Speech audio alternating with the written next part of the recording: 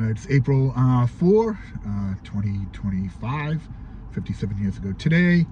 Martin Luther King Jr. was famously shot dead, assassinated, one of a string of assassinations in the 1960s. Actually changed our kind of world today quite a bit.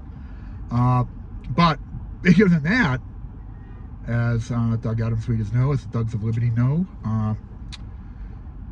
his brother, who took over the ministry, basically became de facto leader of the civil rights movement, Reverend A.D. King, died mysteriously in his pool the following year.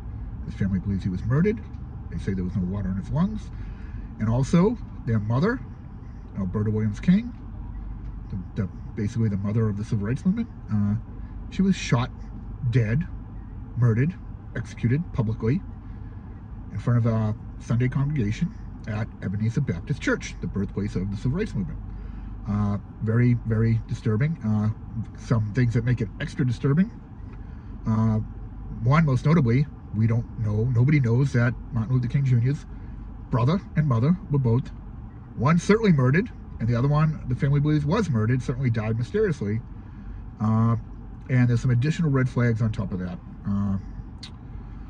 One, why are these stories buried? And we know they're being buried, and here's one reason why. Alberta Williams King, the mother of Reverend Martin Luther King Jr., one of the most famous people ever, also murdered. Nobody knows about it. And if you go to the website of the National Historical Park, Martin Luther King Jr. National Historical Park, and read the official history of Ebenezer Baptist Church, they make no mention of his mother or her murder in the church during Sunday services. Nothing. Just forgotten. That doesn't make sense. That doesn't add up. It's inexcusable. It's too big of an event to ignore. People saw it. There were witnesses. She's the mother of one of the most famous people in the world. And not only that, it's her church. Ebenezer Baptist, the birthplace of the civil rights movement, is her family's church. It was her father, really, who built it. The Kings, her husband, Martin Luther King Sr., married into it. Her father was the minister. Her husband, Martin Luther King Sr., became the minister. Her two sons became the ministers, Martin Luther King Jr., and then Reverend A.D. King. So, but it's her church.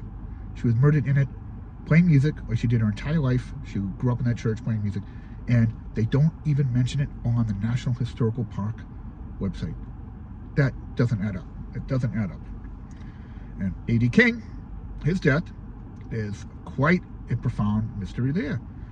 We all know Mary Jo Kopechne died on Chappaquiddick with Senator Kennedy, July 19th, 1969. She drowned, officially drowned. We don't know for sure. There's some questions about that. The next day was July 20th, 1969, the Apollo 11 moon landing, the biggest single day event in world history, gripped the world's attention. Everyone watched it. Everyone paid attention to it. It sucked up the oxygen of the news cycle. When the death of a woman in the company of a U.S. senator would be the biggest news in the nation. So July 19th, Mary Jo Kopechne drowns. July 20th, the moon landing. And you know what happened on July 21st? That's when they found Reverend A.D. King's body in the pool, his pool, drowned. What are the odds of that? Around the moon landing, the biggest news event, basically of its era, maybe up until 9/11.